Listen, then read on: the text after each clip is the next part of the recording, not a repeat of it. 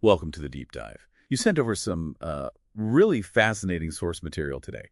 It takes us right to the forefront of fusion energy research. Yeah, it's an exciting time. We're seeing these big headlines, NIF reaching ignition, JET breaking energy records, Hmm. huge engineering milestones. Huge, yeah. But as your sources really dig into getting to actual practical fusion power, isn't just about the big machines. Exactly. It still comes down to understanding some really fundamental physics, sometimes in places you wouldn't expect, especially under these extreme fusion conditions. Right, and what really jumped out from the material you shared was this recent finding. Pretty surprising, actually. It challenges some long-held ideas about how heat moves when things get incredibly hot, hotter than the sun even. It highlights a gap, a gap in our understanding that turns out to be potentially quite critical for one of the main paths to fusion. Okay, so that's our mission for this deep dive. Let's unpack this discovery about heat flow. What is it? Why was it such a shock? And crucially, what does it mean for inertial confinement fusion, ICF? Let's see what your sources tell us. So the big challenge fundamentally is creating and controlling plasma. Basically, superheated gas, hotter than the sun's core. Hot enough for hydrogen isotopes to fuse together and release energy. Exactly. And there are two main strategies people are pursuing. You've got magnetic confinement, MCF, which uses these powerful magnetic fields Like a magnetic bottle, yeah. holding the plasma. And then there's inertial confinement, ICF. Right, ICF. Yeah. That's more like a hammer and anvil, using intense lasers or energy pulses to crush a tiny fuel pellet. Make it incredibly dense for a tiny fraction of a second. Yeah. Long enough for fusion to happen. And your sources focus on that ICF approach.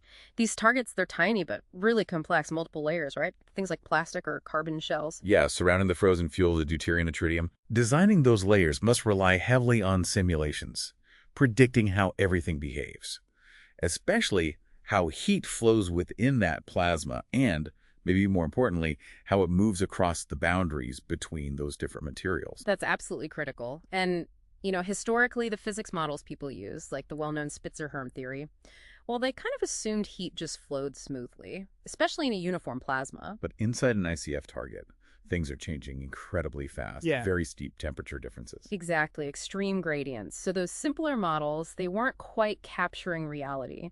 The big simulation codes, they had to use workarounds, patches, basically. Things like flux-limited diffusion. Ah, so sort of empirical fixes. Yeah. Because physicists knew something was missing. Precisely. They knew the models weren't quite right, particularly for heat transfer right at those material interfaces. That was a known gap, a critical one. Okay, and this leads us right to that surprising discovery. Your sources talk about a specific experiment, groundbreaking stuff by Dr. Thomas White, Dr. Cameron Allen, and their team at the Omega Laser Facility. Yeah, really neat experiment.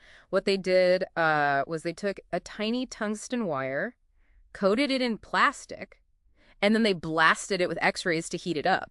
So the tungsten gets incredibly hot. The source mentioned something like 180,000 degrees Fahrenheit. Around that, yeah, it's super hot, but the plastic layer right next to it, much cooler, maybe 20,000 degrees Fahrenheit. Still hot, but a huge difference. Okay, so you've got this massive temperature drop right across that tiny boundary.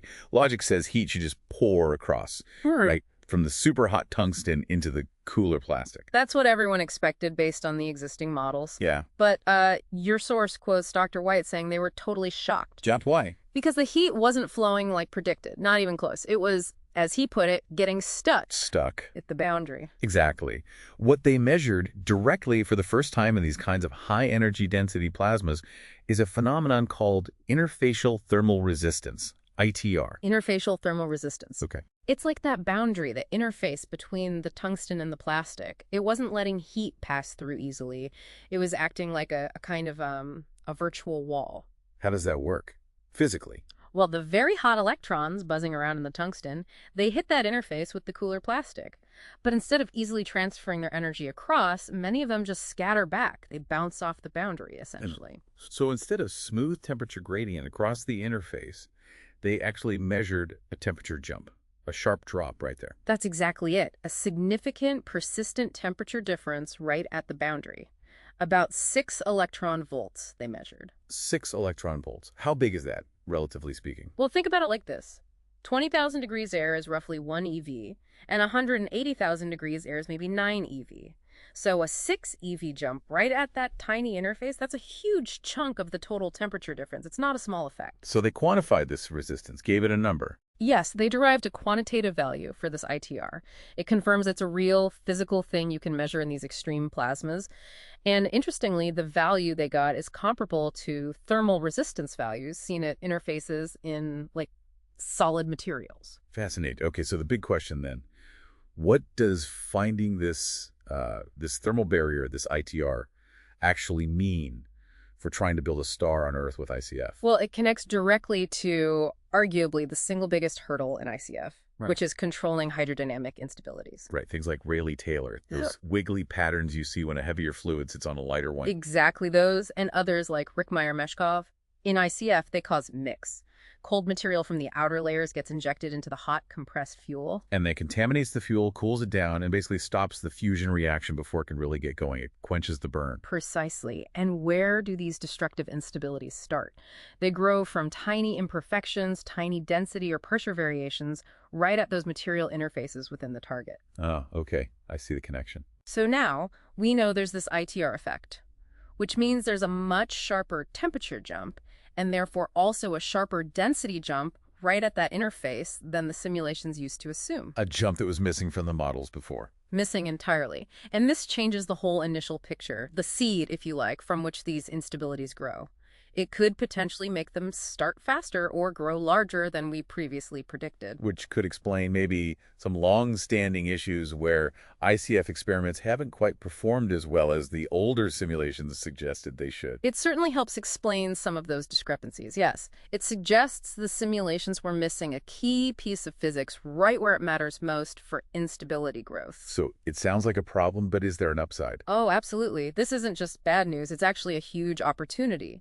Because now we know about ITR. We can build this physics into the simulation codes. Making them more accurate, more predictive. Far more predictive, hopefully. And that means target designers now have a new factor to consider. They can explore different materials, maybe ones with better matched thermal properties, or even try to engineer the interfaces themselves, maybe make them less abrupt, more graded, to potentially reduce this ITR effect and suppress those instabilities. New design strategies become possible. And your sources mentioned this isn't just about fusion, right? This applies elsewhere. That's right. Understanding ITR in these hot, dense plasmas is relevant anywhere you have extreme temperatures meeting a material boundary. Think astrophysics inside planets or stars, or practical things like designing heat shields for hypersonic vehicles, maybe even aspects of semiconductor manufacturing. It's fundamental plasma boundary physics. Okay, so wrapping this up then, the discovery of this interfacial thermal resistance, ITR, it sounds like a really fundamental piece of physics, something that was kind of hiding in plain sight in these extreme conditions. Yeah, and it really shifts our understanding of how heat moves in matter when it's pushed to these limits. And for inertial confinement fusion, it's a critical step forward. It points the way to more accurate simulations, better predictions, and importantly, new ideas for designing targets that can actually withstand these destructive instabilities. It illuminates the path, even with the challenges. It moves ICF towards being a more predictive science, which is essential for eventually achieving fusion energy. Definitely makes the path feel a bit clearer. Okay. So maybe the final thought for you, the listener, is this. If something as seemingly basic as how heat crosses a boundary was not fully understood in these extreme plasmas until just recently, well, what other fundamental physics might still be out there waiting to be discovered in this quest to build a star on Earth?